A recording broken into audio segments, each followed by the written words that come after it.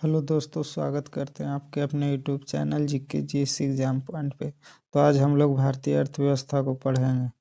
इसमें जितना भी प्रश्न आपको देखने को मिलेगा, ये सारे प्रश्न किसी न किसी एग्जाम में पूछे गए हैं। जैसे बिहार पुलिस, बिहार दरोगा, बीपीएससी, बिहार एसएससी, इन सभी एग्जामों में प्रश्न पूछे गए हैं।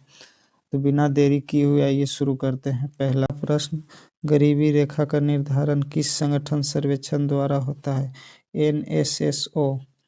गरीबी हटाओ का नारा किस प्रधानमंत्री द्वारा दिया गया था? इंदिरा गांधी। भंडारी समिति का संबंध किससे है? क्षेत्रीय ग्रामीण बैंकों की पुनर्संरचना से। गरीबी निवारण के प्रभावपूर्ण अस्त्र के रूप में स्वयं सेवा समूह के विचार को किसने दिया था? मोहम्मद यूनुस। भारत के ग्रामीण क्षेत्रों में किस प्रकार के बेरोजगारी पाई जाती है? तो मौसमी एवं प्रच्छन्न बेरोजगारी। अल्प बेरोजगारी तब होती है जब लोग अपनी क्षमता से कम काम करते हैं। अल्प बेरोजगारी तब होती है जब लोग अपनी क्षमता से कम काम करते हैं। मौसमी बेरोजगारी की समस्या देखी जाती है कृषि क्षेत्र में। जीएसटी परिषद का चेयरमैन कौन होता है? केंद्रीय वित्त मंत्री। योजना आयोग का स्थान किसने लिया? नीति आयोग। भारत में सकल घरेलू राष्ट्रीय उत्पाद की गणना के लिए जिम्मेदार है केंद्रीय सांख्यिकी और कार्यक्रम निष्पादन मंत्रालय। भारत में राष्ट्रीय आय का आंकड़ा जारी करता है एनएसओ। एकीकृत ग्रामीण विकास कार्यक्रम शुरू किया गया था छठी पंचवर्षीय योजना में। भारत के पहली पंचवर्षीय योजना का आधार हेराल्ड मॉडल पर आधारित था। भारत में योजना आयोग की स्थापना कब की गई थी? 1950 में। रोलिंग प्लान की अवधारणा लागू की गई थी जनता पार्टी सरकार के द्वारा। भारत की राष्ट्रीय आय का सबसे मुख्य स्रोत सेवा कर। भारत में राष्ट्रीय आय का आकलन किया जाता है केंद्रीय सांख्यिकी संगठन द्वारा। आर्थिक नियोजन विषय है समवर्ती सूची में। भारत के आर्थिक सुधार का जनक कहा जाता है मनमोहन सिंह को। पंचवर्षीय योजना का अंतिम अनुमोदन करता है राष्ट्रीय विकास परिषद। 1991 की नई आर्थिक नीति का लक्ष्य था उदारीकरण, निजीकरण, भूमंडलीकरण। भारतीय योजना आयोग का पदेन अध्यक्ष होता है प्रधानमंत्री।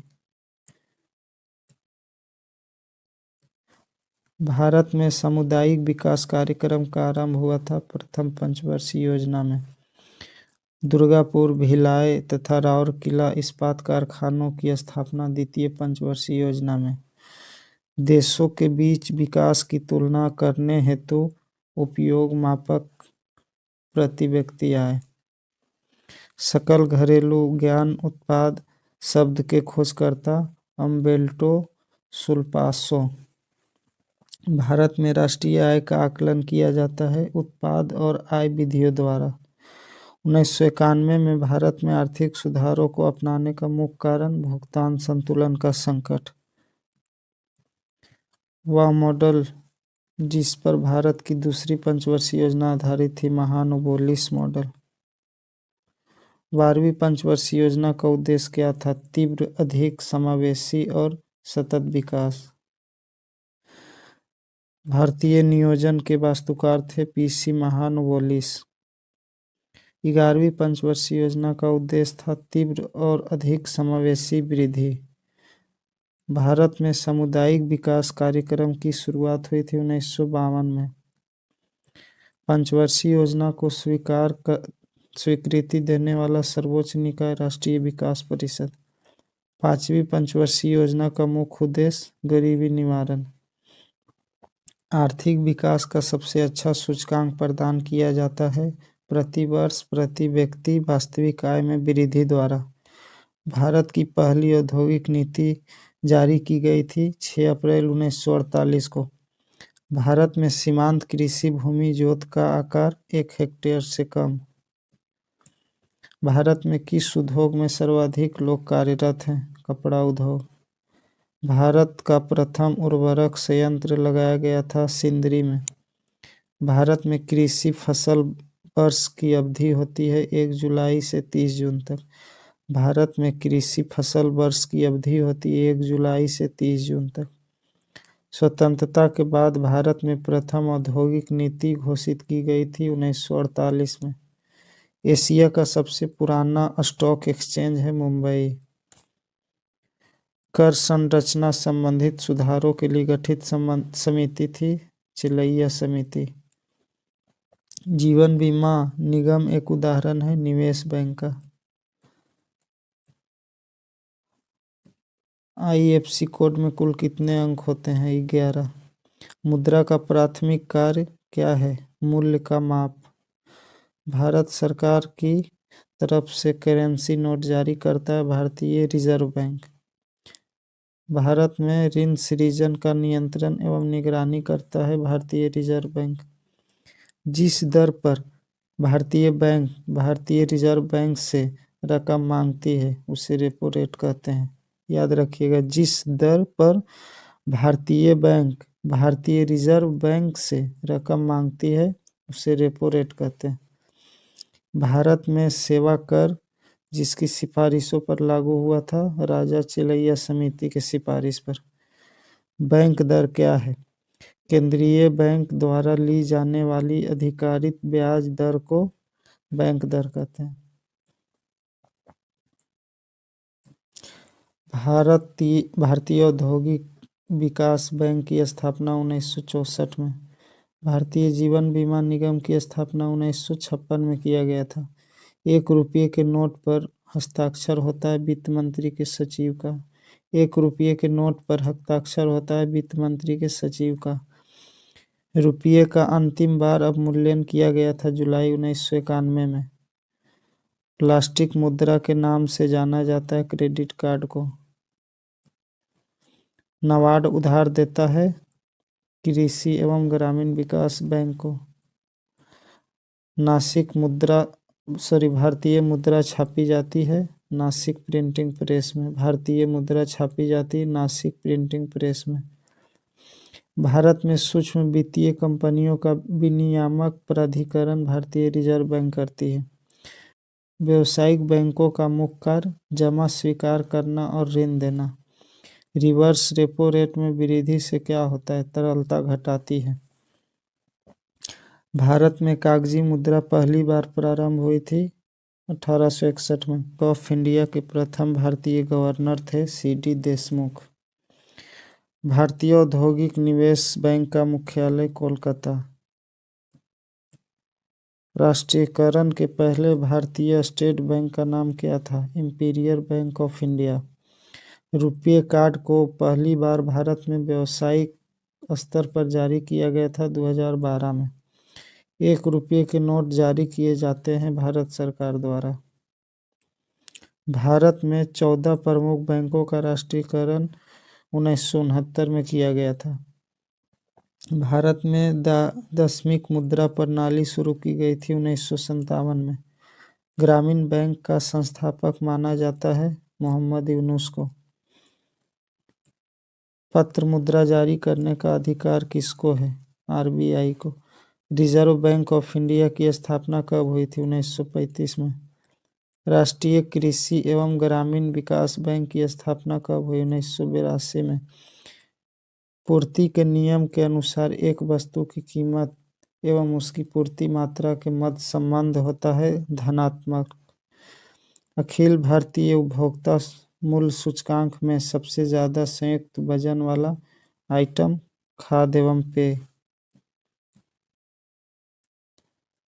बेरोजगारी एवं मुद्रास्फीति का संयुक्त घटक क्या कहलाता है? स्टैगफ्लेशन। किसी वस्तु की कीमत में वृद्धि से क्या अभिप्रेरित है? मुद्रा के मूल्य में गिरावट और वस्तु के मूल्य में वृद्धि। अवमूल्यन का अर्थ मुद्रा के मूल्यों में कमी। आयात एवं निर्यात पर लगने वाला कर क्या कहलाता है? सीमा शुल्क। स्थानीय निकाय अपने लिए राजस्व इकट्ठा करती है गृह कर से।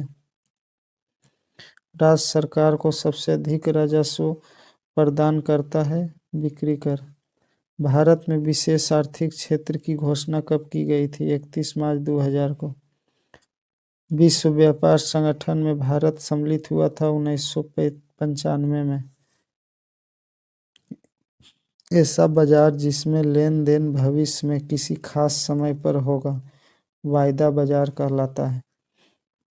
भारतीय विकास फोरम को पहले जाना जाता था भारत सहायक क्लब से। सामुदायिक विकास कार्यक्रम प्रारंभ हुआ 1952 में। भारत की अर्थव्यवस्था कैसी है? मिश्रित। भारत में नियोजित अर्थव्यवस्था आधारित है मिश्रित अर्थव्यवस्था पर। भारत में हरित क्रांति का श्रेय किसे जाता है? एम.एस. स्वामीनाथन को। रजत क्रांति का संबंध किससे है? अंडा उत्पादन से।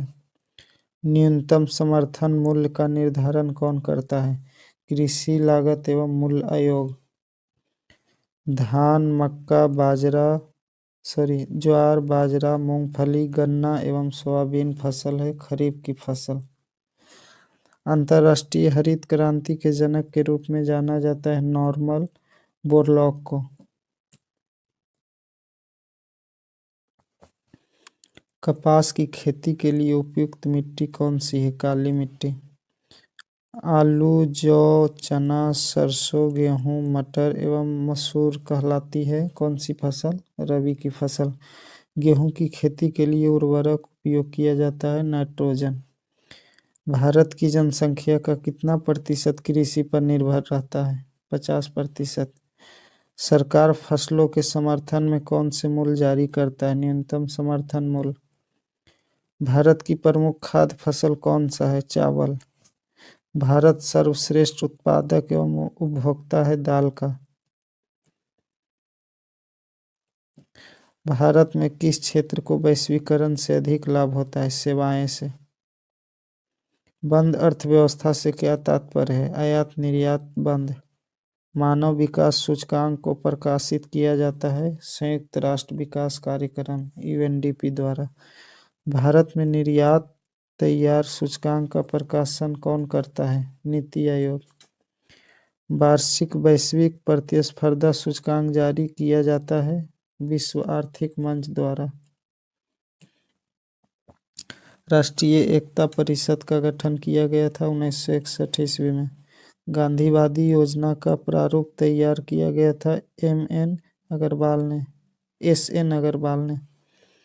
किस प्रधानमंत्री के नाम पर राष्ट्रीय शौर्य मिशन की शुरुआत हुई थी? जवाहरलाल नेहरू। 16वें वित्त आयोग का अध्यक्ष कौन है? अरविंद पनगड़िया। भारत सरकार का वित्तीय वर्ष चलता है 1 अप्रैल से 31 मार्च तक। Prevention of money laundering act प्रभावी हुआ था 2005 में। भारत में रेल बजट को आम बजट से कब मिला लिया गया? 2017 में। नरसिंहम समिति का संबंध किससे है? बैंकिंग क्षेत्र सुधार से। सरकारिया समिति का संबंध केंद्र राज्य संबंध से।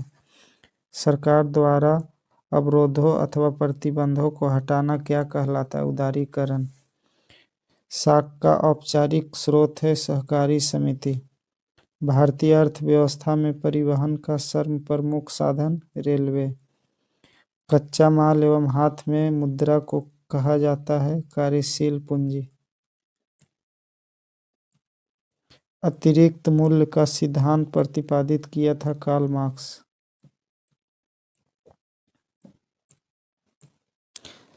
रॉबिन्स के अनुसार केंद्रीय आर्थिक समस्याओं के लिए उत्तरदायी नहीं है दुर्लभ साधन। जब औसत उत्पाद अधिकतम है तब एक कारक का सीमांत उत्पाद बढ़ रहा है। अल्पाधिकार में होता है 2 विक्रेता। उत्पादन के साधनों में सर्वाधिक महत्वपूर्ण साधन है भूमि। कच्चा माल सम्मिलित किया जाता है कार्यशील पूंजी में। सरकार के स्वामित्व का क्षेत्र कहलाता है सार्वजनिक क्षेत्र। सार्वजनिक क्षेत्र का उदाहरण है रेलवे। श्वेत क्रांति किस चीज के उत्पादन से? दूध। पूंजीवादी में उत्पादित वस्तुओं पर स्वामित्व होता है व्यक्तिगत स्वामित्व। हरित क्रांति का जनक किसे कहा जाता है? नॉर्मन बोरलॉग को। डॉक्टर वर्गीस कुरियन का नाम विख्यात है श्वेत क्रांति के लिए। भारत में कृष्ण क्रांति संबंधित है पेट्रोलियम से। सार्वजनिक या निजी क्षेत्र वर्गीकरण का आधार स्वामित्व। एकाधिकार का अर्थ है एकल विक्रेता। जीएसटी का पहली बार जिक्र किया गया था 2006-07 के बजट पर। प्रथम वित्त आयोग के अध्यक्ष थे केसी नियोगी।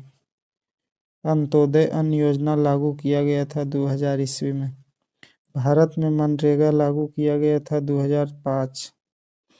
भारत में मिड डे मील योजना प्रारंभ किया गया था 15 अगस्त 1995 को। भारतीय विशिष्ट पहचान प्राधिकरण योजना शुरू किया गया था 2009 में। संगम योजना संबंधित है ग्रामीण क्षेत्रों में विकलांगों से। प्रधानमंत्री आदर्श ग्राम योजना शुरू किया गया था 2009-10 में। राष्ट्रीय ग्रामीण स्वास्थ्य मिशन शुरू हुआ अप्रैल 2005 में। सर्वोदय योजना प्रस्तुत किया गया था 1950 जयप्रकाश नारायण के द्वारा। मेक इन इंडिया योजना शुरू किया गया था 25 सितंबर 2014। संयुक्त राष्ट्र संघ का गठन हुआ 1945 में। वीडियो के अंत तक बने रहने के लिए आप सबका धन्यवाद।